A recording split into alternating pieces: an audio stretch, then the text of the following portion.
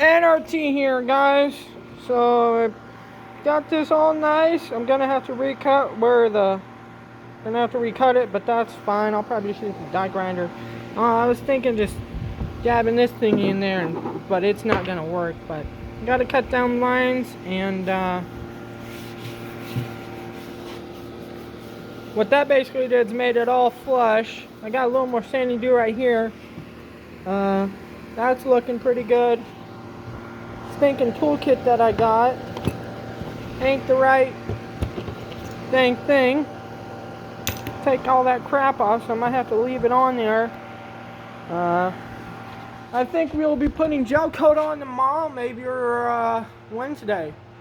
Wednesday at the latest. Because I'm taking it on a trip, I believe, Monday.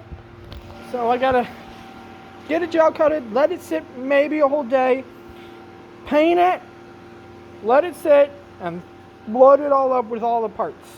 I don't have a decal for the windshield.